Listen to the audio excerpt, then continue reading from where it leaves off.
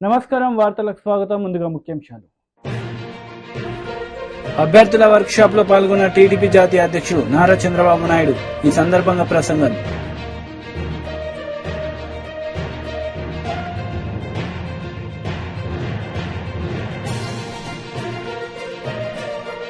BRS leader Kaushik Reddy media సమావేశం. పలు అంశాలపై వివరణ.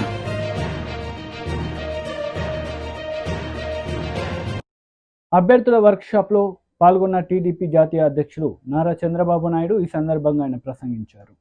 ఎంత అరాచకం చేస్తున్నారో అది గుర్తుపెట్టుకుంటే మాధవి గట్టిగా నిలబడుకొని మీరు ఏం చేస్తారో చేయండి, అన్యాయం జరిగితే పోరాడతా నిలబడి పోరాడిన ఆడబిడ్డ మాధవి. ఆ ధైర్యం వల్ల రావాలి. అంటే మీరు గుర్తుపెట్టుకోవాల్సింది ఎంత దుర్మార్గంగా ఉండాలో మనం గుర్తుపెట్టుకోవాల్సిన అవసరం ఉంది. ఇంకొక పక్కన మొన్నే మనం చాలా ఇన్సిడెంట్లు కూడా చూసాం.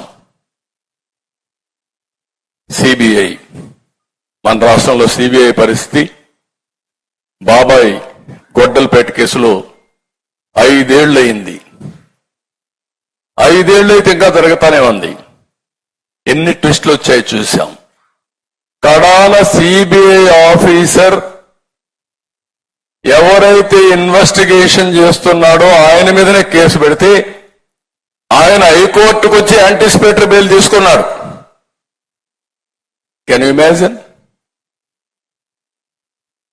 తర్వాత సిబిఐ అరెస్ట్ చేయడానికి వస్తే అవినాష్ రెడ్డి కర్నూలులో లా అండ్ ఆర్డర్ ప్రాబ్లం వచ్చేస్తుంది కాబట్టి మీరు అరెస్ట్ చేయడానికి వీలు లేదు అని law and order problem create చేస్తే సిబిఐ తిరిగి వెళ్ళిపోయారు.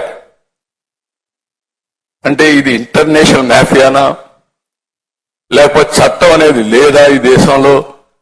కానీ వైఎస్ఆర్ కాంగ్రెస్ పార్టీకి చట్టమే వర్తించదా? ఎక్కడా ఇలాంటి దేశ చరిత్రలో నాకు తెలిసినంత 45 ఏళ్ళు నేను ఎప్పుడు చూడలే ఇవన్నీ అని బరిదెగించే పరిస్థితికి వచ్చారు. ఈ విషయం మీరు గుర్తుపెట్టుకోవాల్సిన అవసరం ఉంది. డ్రగ్స్, గంజాయి, లిక్కరు, నాసిరకం లిక్కరు, 1000 కోట్ల దోపిడీ, ఇంకో పక్కన శాండ్, ఇంకో పక్కన చూస్తే మైన్స్ మొత్తం లూటీ, ప్రాపర్టీస్ అన్ని కూడా సెటిల్మెంట్లు, 30-40 సంవత్సరాలుగా సంపాదించిన ఆస్తి మెడ మీద కత్తి పెట్టి ఇది రాసిస్తావా లేదా అంటే ప్రాణభయంతో రాసిచ్చేసి బయట కూడా చెప్పలేని పరిస్థితి, చంపేస్తారని. ఒకప్పుడు నేను చూశాను, టెర్రరిస్ట్ ఎక్కడో ఉంటాడు, దావూద్ ఇబ్రహీం, వాడు ఇక్కడికి ఫోన్ చేస్తాడు. దావూద్ ఇబ్రహీం ఫోన్ చేశాడు, నువ్వు 10 కోట్లు పంపేయాలంటే పంపించేయాలి. దావూద్ ఇబ్రహీం ఉన్నాడా లేదు తెలియదు కానీ వీడు మాత్రం 10 కోట్లు పోతాయి. నేను చూశాను టెర్రరిస్టులు ఎక్కడో ఉంటారు.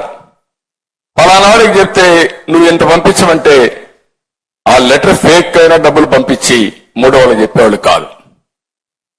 అదే పరిస్థితి రాష్ట్రం. మీరు గుర్తుపెట్టుకోవాలి ఇవన్నీ. అందుకే చాలా మంది సెటిల్మెంట్లు చేసుకుంటే 40 ఏళ్లుగా సంపాదించిన ఆస్తి వీళ్ళకి రాసిచ్చేసి వాటా రాహించే వాళ్ళు ఉన్నారు, టోటల్ గా రాయించే వాళ్ళు ఉన్నారు, లేకపోతే వదిలేసుకున్న వాళ్ళు ఉన్నారు. కానీ బయట మాట్లాడకుండా ఇప్పటికి కూడా భయపడే పరిస్థితి. మహిళా శ్రామిక శక్తితో భువనమ్మ మాట మంతిలో నారా భువనేశ్వరి పాల్గొన్నారు. ఈ సందర్భంగా ఆమె మాట్లాడారు. అట్లానే ఆంధ్ర రాష్ట్రంలో 77 లక్షల మంది రోజువారీ కార్మికులు ఉన్నారు. దాంట్లో 31% మంది ప్రజలు రోజువారీ పన్నులపై ఆధారపడుతున్నారు. కానీ గత 5 ఏళ్లుగా వాళ్ళకి ఉపాధి ఏమీ లేదు. వాళ్ళు రోడ్డు మీద పడేశారు ఈ ప్రభుత్వం. ఎందుకంటే మనం చూస్తున్నాం, ఈ ఆంధ్రప్రదేశ్లో ఒక్క అభివృద్ధి లేదు. కార్మికులే కాదు, ప్రతి ఒక్కళ్ళు చాలా ఎదుర్కొంటున్నారు. వైసీపీ ప్రభుత్వం వచ్చిన కొత్తలో ఇసుక పనులు ఆపేసి నిర్మాణ రంగానికి మరియు ఆధారపడే వారిని రోడ్డు మీదకి పడేశారు. అట్లానే నిర్మాణ రంగం 3 నెలలుగా పూర్తిగా మూతవేశారు. ఉపాధి అవకాశాలు లేకుండా ప్రతి కుటుంబంలో ప్రతి ఒక్కళ్ళు ఆంధ్రప్రదేశ్లో ఏమీ జరగనప్పుడు ఏం చేస్తారండి? చదువుకున్న వాళ్ళు, చదవని వాళ్ళు, కార్మికులు వాళ్ళ కుటుంబం గడవాలంటే వాళ్ళు కష్టపడాలి. ఇక్కడేమీ లేనప్పుడు పక్క రాష్ట్రాల్లోకి అందరూ తరలి వెళ్ళిపోతున్నారు.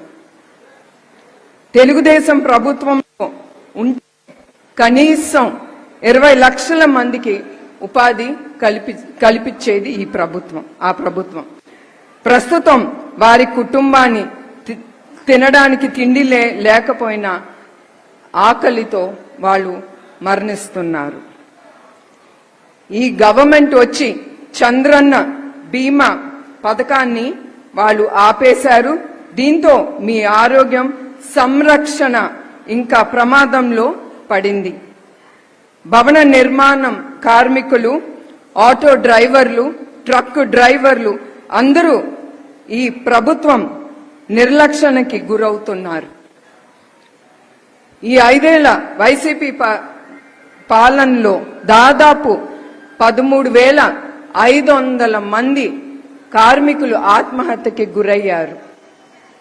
అట్లానే 3 సంవత్సరాల క్రితం నంద్యాల చెందిన ఆటో డ్రైవర్ షేక్ అబ్దుల్ సలాం అనే అతను ఈ ప్రభుత్వం బాధలు భరించలేక ఆయన భార్య, ఆయన బిడ్డలతో సహా వాళ్ళు ఆత్మహత్యకి గురయ్యారు.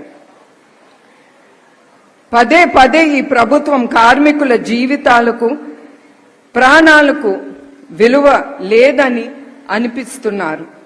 కానీ నేను చెప్తున్నాను, మీ జీవితాలు మీకు ముఖ్యమైనది. ఇవన్నీ మీరు ఎదుర్కోవాలి, తప్పదు. అందరం చాలా ఎదుర్కొంటున్నాం ఈ ప్రభుత్వంతో. కానీ తర్వాత వచ్చేది మన ప్రభుత్వమే. మీ అందరికీ తెలుసు చంద్రబాబు నాయుడు గారి గురించి నేనేమి మీకు ప్రత్యేకంగా చెప్పక్కర్లేదు. ఎందుకంటే ఆయన ఎప్పుడు ప్రతి ఒక్కళ్ళ గురించి, ప్రతి వర్గాని గురించి ఆలోచించి ఆయన ఏ పథకం అయినా ముందుకు తీసుకొస్తారు. దాంతో ప్రజలకి ఏమి, ఆ వర్గానికి గాని ప్రజలకు గాని ఏమి లాభం వస్తుంది అనేదే చూసి ఆయన చాలా ఆలోచించి అట్లా చాలా పథకాలు. బీఆర్ఎస్ పార్టీలో భారీ చేరికలు జరిగాయి. ఈ సందర్భంగా ఆర్ఎస్ ప్రవీణ్ కుమార్ మాట్లాడారు. విపత్కరమైన పరిస్థితుల్లో జరుపుకుంటున్నాం. దేశంలో ఒకవైపు అప్రకటిత ఎమర్జెన్సీ ఉన్నది. రాజ్యాంగ సంస్థలైన న్యాయ వ్యవస్థ, సిబిఐ గాని, అదేవిధంగా ఎన్ఫోర్స్మెంట్ డైరెక్టరేట్ అంటే ఈడీ గాని, మరెన్నో సంస్థలు, మరి ఫోర్త్ ఎస్టేట్ అనే మీడియా గాని, ఇవన్నీ కూడా కేంద్రంలో అధికారంలో ఉండే బీజేపీ తన గుప్పిట్లో పెట్టుకొని మాకు 400 సీట్లు ఇవ్వండి, మేము భారత రాజ్యాంగాన్ని, ఏ రాజ్యాంగాన్ని అయితే డాక్టర్ బిఆర్ అంబేద్కర్ గారు రచించారో, ఏ రాజ్యాంగ ఫలాల వల్ల అయితే ఈ రోజు వేదిక మీద మనం అందరం కూర్చున్నామో, ఏ రాజ్యాంగ ఫలాల వల్లనైతే మనమందరం కూడా బట్టలు కట్టుకుని ఆత్మగౌరవంతో బతుకుతున్నామో, ఆ రాజ్యాంగాన్ని 400 సీట్లు ఇవ్వండి, రాజ్యాంగాన్ని రద్దు చేస్తామని చెప్పి ఆ 400 సీట్లు తెచ్చుకోవడం కోసం ఎన్నో కుట్రలు, మళ్లీ అధికారంలోకి రావడం కోసం ఈ రోజు దేశంలో ఉండే ప్రతి ప్రతిపక్ష పార్టీ గొంతు నొక్కి వాళ్ళందరి మీద అక్రమంగా కేసులు పెట్టి ఆ వాళ్ళ బాధనంతా కూడా ప్రపంచానికి తెలవకుండా మీడియాను కూడా గొంతు నొక్కి చేస్తున్న పరిస్థితిలో ఈ రోజు మనం తెలంగాణ భవన్ లో ఈ సభ పెట్టుకుంటున్నాం. మిత్రులారా, ఒక్కసారి ఆలోచించండి. అదేవిధంగా రాష్ట్రంలో కాంగ్రెస్ పార్టీ మేము 6 గ్యారంటీలతోని ఈ రాష్ట్రంలో ప్రజలందరికీ కూడా ఊరట కలిగిస్తామని పచ్చి అబద్ధాలు చెప్పిన కాంగ్రెస్ పార్టీ అలా మరి తెలంగాణ సచివాలయంలో కొలువు తీరింది. మిత్రులారా, 2,500 రూపాయలు ప్రతి మహిళకి ఇస్తామన్నారు. రైతులకు 15,000 రూపాయల భరోసా ఇస్తామన్నారు. అదేవిధంగా మరి 4,000 పెన్షన్ ఇస్తామన్నారు. ఇంకెన్నో కపటపు వాగ్దానాలు చేసినారు. విద్యార్థులకు విద్యార్థి భరోసా అన్నారు. మరి వస్తున్నాయా మిత్రులారా? ఇవన్నీ కూడా రావట్లేదు. కరెంటే పోతా ఉన్నది. నీళ్లు లేక రైతన్నలు కన్నీరు మున్నీరుగా విలపిస్తున్నారు. వాళ్ళ కన్నీళ్లు తుడిచే నాదుడు లేడు. అడిగిన వాళ్ళందరి మీద కేసులు. మొన్న ఒక తమ్ముడు బీఆర్ఎస్ పార్టీ యువ నాయకుడు క్రిషాంక్ మొన్న జూబ్లీ హిల్స్ సొసైటీలో కుంభకోణం జరిగింది. ఆ సొసైటీలో కోశాధికారిగా ముఖ్యమంత్రి గారి సోదరుడు ఉన్నాడని ఒక్క ట్వీట్ చేసినందుకే దౌర్జన్యంగా ఆయన ఇంటికి పోయి ఆయన సెల్ ఫోన్ గుంజుకుని ఆయన మీద కేసు పెట్టి ఆయనను వేధిస్తున్నారంటే దౌర్జన్యం ఎంత ఘోరంగా ఉన్నదో మీరు ఒక్కసారి ఆలోచించండి. ఈ కాంగ్రెస్ పాలనలో అలాంటి విపత్కరమైన పరిస్థితుల్లో ఈరోజు మనం ఈ సభ చేసుకుంటున్నాం.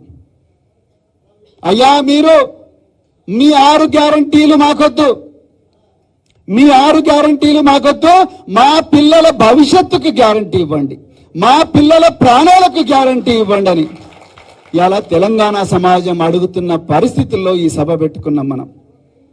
భువనగిరిలో వైష్ణవి భవ్యశ్రీ అని ఒక 2 అమ్మాయిలు, అక్కడ ఉన్న ప్రిన్సిపాల్ వేధింపులు భరించలేక ఒక్కటే రోజు మధ్యాహ్నం బడికి పోయి చదువుకొని డాక్టర్లు కావాల్సిన పిల్లలు ఆ రోజు మరి ఉరి పెట్టుకొని చనిపోయినరు. ఎందుకు ముఖ్యమంత్రి గారు అక్కడికి వెళ్ళలేదు? ఒక్కసారి ఆలోచించండి. సూర్యాపేటలో, ఇమాంపేటలో వైష్ణవి మరొక అమ్మాయి పాఠశాలల్లోనే ఉరి పెట్టుకున్నది. మరొక అమ్మాయి పాఠశాలల్లో వేధింపులు భరించలేక హైదరాబాద్లో హయత్ నగర్కి వచ్చి ఉరి పెట్టుకున్నది ఒకటే పాఠశాలలో. బోధనలో ఇంకొక అమ్మాయి చనిపోయింది. ఎవరు ఈ అమ్మాయిల తల్లిదండ్రుల గోస తీర్చేవాళ్ళు లేరు. మేము ఎప్పటి నుంచి అడుగుతున్నాం, అయ్యా దయచేసి కౌన్సిలర్లను పెట్టండి. ఈ పేద వర్గాలకు మరి ఏమి ఆసరా లేదు, ఇళ్లలో చదువుకునే పరిస్థితి లేదు. కనీసం ఈ పేద వర్గాలు చదువుకుంటున్న హాస్టళ్లు కానీ, రెసిడెన్స్ స్కూల్స్ కానీ మరి గత ప్రభుత్వంలో కేసీఆర్ గారు ఎంతో దూరదృష్టితో ఆలోచించి 1000 గురుకుల పాఠశాలలు దేశంలో ఎక్కడ కూడా లేవు మిత్రులారా. 1000 గురుకుల పాఠశాలలు. కేంద్ర మంత్రి కిషన్ రెడ్డి మీడియా సమావేశం నిర్వహించారు. ఈ సందర్భంగా పలు అంశాలపై ఆయన మాట్లాడారు. వారసత్వ రాజకీయాలకు పాల్పడుతూ అధికారాన్ని చెలాయిస్తూ ప్రజాధనాన్ని అక్రమంగా దోపిడీ చేయడము నిజంగా బ్లాక్ డేనే. నేను ఒకటే కేసీఆర్ గారిని అడుగుతా ఉన్నాను, మీ కూతురును అరెస్ట్ చేసినప్పుడు మీరు ఎందుకు స్పందించలేదు? ఈరోజు ముఖ్యమంత్రి గారిని అరెస్ట్ చేస్తే ఢిల్లీలో ఎందుకు స్పందించారు? దీనిలో ఉన్నటువంటి మర్మం ఏంటో చెప్పాల్సినటువంటి అవసరం ఉంది. దర్యాప్తు సంస్థలకు, అవినీతికి ప్రజాప్రతినిధులైనా, రాజకీయ పార్టీలైనా, వ్యాపారస్తులైనా, ముఖ్యమంత్రులైనా ఒకటే. చట్టం ముందు అందరూ ఒకటే అనేటువంటి విషయము ఆయనకు అర్థం కాలేదా? మరి కవిత గారిని అరెస్ట్ చేసి 6 రోజులు పైన అవుతుంది కదా, మరి ఎన్ని రోజులు ఎందుకు స్పందించలేదు? కేజ్రీవాల్ గారిని అరెస్ట్ చేస్తేనే ఎందుకు స్పందించారు? ముఖ్యమంత్రి గారు తెలంగాణ ప్రజలకు చెప్పాలా?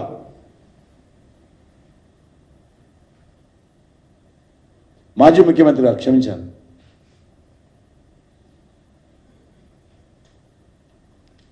మీ నాయకత్వంలో 10 సంవత్సరాల పాలనలో బంగారు తెలంగాణ పేరుతో మీ పాలనలో మద్యాన్ని ఏరులై పారించి తద్వారా వెల్ఫేర్ యాక్టివిటీ పేరు మీద ప్రజల ఓట్లు దండుకునేటువంటి ప్రయత్నం చేశారు. మీకు కాంగ్రెస్ పార్టీకి తేడా లేదు ఈ విషయంలో. బెల్ట్ షాపులు తీస్తామని చెప్పింది కాంగ్రెస్ పార్టీ, మీరు పెట్టినటువంటి బెల్ట్ షాపులు ఇంకా కొనసాగిస్తున్నారు. మీరు ప్రతి వైన్ షాపును ఓపెన్ బార్గా మార్చారు అధికారపూర్వకంగా. Officially government of Telangana converted all wine shops officially as a open bars. Beside shops, anybody can drink openly. Official order ఉంది. ఇది సిగ్గుపడాలి ఈ ప్రభుత్వాలు. ఈరోజు కూడా నేను బస్తీలలో వెళ్తే కాలనీలలో ఖాళీ ఎంట్రన్స్ దగ్గర వైన్ షాపులు ఉండడంతో మహిళలు ఈరోజు నన్ను గేరావ్ చేసినంత పనిచేశాను. మహిళలు తిరగలేకపోతా ఉన్నారు, రోడ్ల మీద నడవలేకపోతా ఉన్నారు.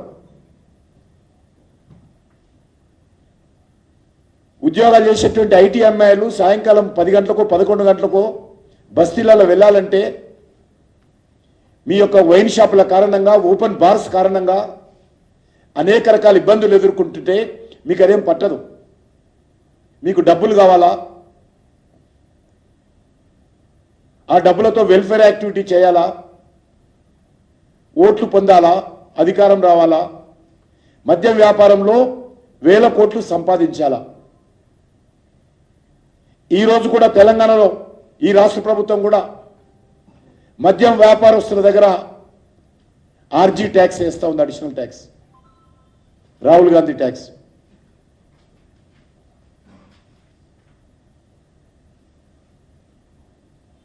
రెండు 2014లో లిక్కర్ వ్యాపారం ద్వారా తెలంగాణ ప్రభుత్వానికి ఆ రోజు ఆల్మోస్ట్ 4 నుంచి 5 వేల కోట్లు వచ్చేది. వీరు గద్దె దిగే లోపల మరి అది 40,000 వరకు చేరింది. 40,000 కోట్లకు చేరింది ఆదాయం. అంటే ఇది తెలంగాణ డెవలప్మెంట్. ఇది బంగారు తెలంగాణకు సంబంధించినటువంటి అచీవ్మెంట్.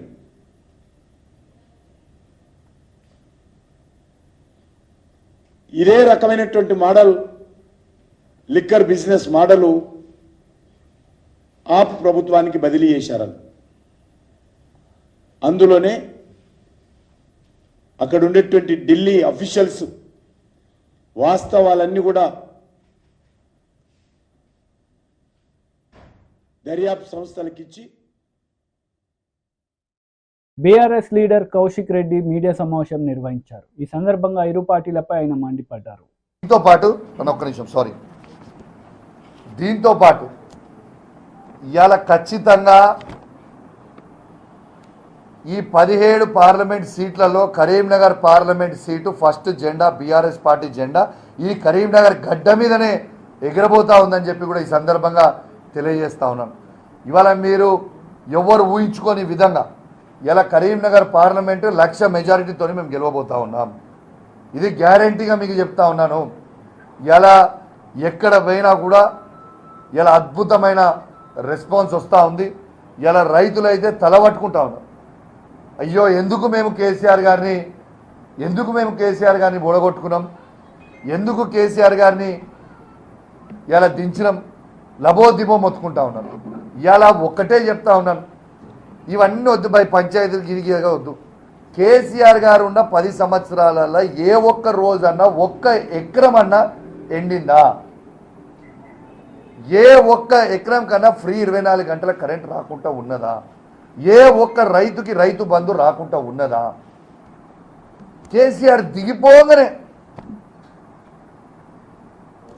గారు దిగిపోగానే నీళ్లు బంద్ అవుతాయి, కరెంటు బంద్ అవుతుంది, రైతు బంధు బంద్ అవుతుంది. ఇది కరెక్టా? అంటే మీకు ఆట ఆడరాక గజ్జలు బాగలేవన్నట్టున్నది మీ కథ. ఇవాళ కేసీఆర్ గారి కోసం ఖచ్చితంగా రైతులందరూ కూడా ఎక్కడ పోయినా కూడా అద్భుతంగా స్పందన ఇస్తూ ఉన్నారు. ఇవాళ ఎటు పరిస్థితిలా రైతులందరూ కూడా కేసీఆర్ గారు బలపరిచిన అభ్యర్థి అయిన బోయిన్పల్లి వినోద్ కుమార్ గారికి అద్భుతమైన ఓట్లు ఈ కరీంనగర్ పార్లమెంట్ నుంచే మళ్ళీ వేయబోతూ ఉన్నారు. రైతులతో పాటు కూడా యువత కూడా ఖచ్చితంగా ఈసారి భారతదేశంలో ఎక్కడ లేని విధంగా ఇలా 2,02,000 ఉద్యోగాలు కేసీఆర్ గారు ఇచ్చింది నిజమని ఇలా యావత్ యువత కూడా ఇవాళ అర్థమైపోయింది. ఇలా ఆఖరికి కేసీఆర్ గారు ఇచ్చిన 30,000 ఉద్యోగాలు ఏవైతే మొత్తం రెడీ చేసి ఉండి అవి ఇవ్వాల్సినవి కూడా ఆ 30,000 ఉద్యోగాలు కూడా కేసీఆర్ గారు ఇచ్చినాయి. వాళ్ళు పత్రాలు ఇచ్చి మేము ఇచ్చినాం. ఎంత సిగ్గులేదంటే ఎవరికో పిల్లలు పుడితే నాకు పుట్టిరు అని ముద్దాడినట్టు ఉన్నది వాళ్ళ కథ. ఇలా మీరు నోటిఫికేషన్ ఎప్పుడు ఇచ్చిర్రు, మీరు షెడ్యూల్ ఎప్పుడు రిలీజ్ చేసిర్రు, పరీక్షలు ఎప్పుడు పెట్టిర్రు, మీరు ఎగ్జామ్లు ఎప్పుడు రాపిచ్చిర్రు, రిజల్ట్లు ఎప్పుడు ఇచ్చిర్రు? కేసీఆర్ గారు మీరు అవునన్నా కాదన్నా కేసీఆర్ గారు 2,02,000 ఉద్యోగాలు కేసీఆర్ గారు ఇచ్చింది నిజాం నిజాం నిజాం. ఇది నేను ఛాలెంజ్ చేస్తా ఉన్నా, ఈ భారతదేశంలోనే ఏ ఒక్క రాష్ట్రంలో కేసీఆర్ గారి కంటే ఎక్కువ గవర్నమెంట్ ఉద్యోగాలు ఇచ్చినాయి మీరు చూపిస్తే నా ఎమ్మెల్యే పదవికి నేను రాజీనామా చేస్తా. ఇది వాస్తవం నేను చెప్పింది. మీరు దయచేసి ఖచ్చితంగా యువత అంతా కూడా ఖచ్చితంగా కేసీఆర్ గారి వైపు చూస్తూ ఉన్నారు. రైతులందరూ కూడా కేసీఆర్ గారి వైపు చూస్తూ ఉన్నారు. ఇలా పెన్షన్దారులు కూడా అందరు కూడా ఖచ్చితంగా కేసీఆర్ గారికే ఓటేస్తాము అని నిర్ణయించుకున్నారు. ఎందుకంటే ఇలా 2,000 రూపాయల పెన్షన్ కానివ్వండి, వికలాంగులకి 4,000 రూపాయల పెన్షన్ కానివ్వండి, టెన్షన్గా ఇలా కేసీఆర్ గారు ఇస్తూ ఉన్నది కూడా మీ అందరికీ కూడా తెలియజేస్తూ ఉన్నాను. మీ అందరు కూడా అప్పుడు ఇచ్చిండు కేసీఆర్ గారు, వీళ్ళు 4,000 రూపాయలు ఇస్తామని చెప్పిర్రు. ఏళ్ళ దాకా 100 రోజులు అయిపోయినాయి. 4,000 ఎక్కడ పోయినాయా? మీ 4,000 ఎక్కడ పోయినాయి? ఎందుకు వేస్తలేరు? అచ్చా, ఇంకోటి కూడా చెప్పాలి మీ అందరికీ. నిన్న కళ్యాణ లక్ష్మి చెక్కులు వీడు ఇచ్చిన కాడ నేను కమలాపూర్ మండలం ఉప్పల్ గ్రామానికి మా మిత్రుడు మాన్సా ఇంకా మా యువ నాయకుడు వాళ్ళ ఇంటికి పోవడం జరిగింది. అడిగి పోయి ఆ చెక్ ఇచ్చిన తర్వాత వాళ్ళు నాకు చెప్తా ఉన్నారు, అన్న కనీసము కేసీఆర్ గారు ఉన్నప్పుడు కేసీఆర్ గారు కిట్ ఇచ్చేది, ఆడబిడ్డ పుట్టింది కాబట్టి 13,000 రూపాయలు ఇచ్చేది, తల్లి బిడ్డలని అంబులెన్స్లో ఇంటికాడ దింపిపోయేది సార్ కేసీఆర్ గారు. వీళ్ళు కేసీఆర్ కిట్ ఇవ్వలేదు, మాకు ఆ 13,000 రూపాయలు ఇవ్వాలి, కనీసం వాళ్ళని ఇంటికాడ కూడా దింపే పరిస్థితి లేని పరిస్థితి ఉండే అని చెప్తే. బీజేపీ ఏపీ అధికార ప్రతినిధి యామిని శర్మ మీడియా సమావేశం నిర్వహించారు. ఈ సందర్భంగా పలు అంశాలపై ఆమె మాట్లాడారు. చేసింది వాళ్ళ రిపోర్ట్ని. ఆ వ్యక్తి ఎవరని చూస్తే అతని పైన ఇంతకుముందు అమెరికాలో అతని అసాల్ట్, ఒక మహిళ పైన ఫ్లైట్లో నిద్రపోతున్న మహిళ పైన ఆవిడ పైన అసభ్యకరంగా ప్రవర్తించాడు అని కేసు కూడా ఉంది, జైలు శిక్ష కూడా అనుభవించినటువంటి వ్యక్తి. ఇక్కడికి వచ్చి నిన్న నుంచి చూసాము ట్విట్టర్లో, మీకు కూడా చూపిస్తాను ఒకటి. మరి తమ నాయకుడు అంటే వైసీపీ నాయకుడు అని చెప్పడానికి వేరే అవసరం లేదండి, జూమ్ చేసి చూపించుకోవచ్చు, అందరికీ కనిపిస్తూనే ఉంది. సంక్రాంతి సంబరాల్లో ఆ సంక్రాంతి సందర్భంలో వీరు ఆ కూనం వీరభద్రరావు వారి భార్య ఎవరైతే ఉన్నారో వారందరూ కూడా వైసీపీ జగన్మోహన్ రెడ్డి గారి ఫోటోతో సహా అక్కడున్న స్థానిక నేతలు, మండల అధ్యక్షులు అందరూ కూడా వారితో ఒక పెద్ద పెద్ద బ్యానర్లు వేయించుకున్నారు. దీన్ని బట్టి అర్థం కావట్లేదా ఆయన వెనకాల ఉన్నది కొమ్ము కాస్తుంది ఏ పార్టీ అనేది? తప్పు వీళ్ళ వైపు పెట్టుకొని తప్పు చేసింది వాళ్ళ నాయకుడు అని చెప్పని తెలిసి కూడా మళ్ళీ బట్ట కాల్చి మీద వేయడం అన్న చందాన ఈ రోజున వైసీపీ నాయకులు బీజేపీ రాష్ట్ర అధ్యక్షురాలు పురంధరేశ్వరి గారి పైన అవాకులు చవాకులు పేలుస్తూ వారిని ఏదో అంటగట్టాలి వారికి అన్న సందర్భంలో మాటలు మాట్లాడుతుండడం అనేది భారతీయ జనతా పార్టీ చాలా తీవ్రంగా ఆక్షేపిస్తోంది, దీన్ని ఖండిస్తూ ఉంది. ఎందుకంటే వారు చెప్తున్నటువంటి కళ్ళబొల్లి మాటలు సంధ్య ఆక్వా ప్రైవేట్ లిమిటెడ్ ఏదైతే ఉందో అది ఆ కూనం వీరభద్రరావు, ఆ కూనం వీరభద్రరావు యొక్క అన్నయ్య ఎవరైతే ఉన్నారో ఆయన కూనం పూర్ణచంద్రరావు అలియాస్ కూనం పూర్ణ అని ఆయన ఉమ్మడి ప్రకాశం జిల్లాలో బాపట్ల జిల్లాకు సంబంధించి అక్కడ చాలా వైసీపీ నాయకుడిలాగా పేరు తెచ్చుకొని వైవి సుబ్బారెడ్డి గారికి ప్రధాన అనుచరులాగా ఉన్నాడనేది మనకు తెలుస్తుంది స్పష్టంగా. ఆయన వైసీపీ కార్యక్రమాల్లో వైవి సుబ్బారెడ్డి గారితో తిరుగుతూ చేస్తున్నటువంటి కార్యక్రమాల్లో ఇప్పుడు మనందరికీ తెలిసింది ఇదే వైవి సుబ్బారెడ్డి గారు విశాఖ వైసీపీ ఇన్ఛార్జి లాగా ఉన్నారు. ఇంకా అంతకంటే కావాల్సింది ఏముంది?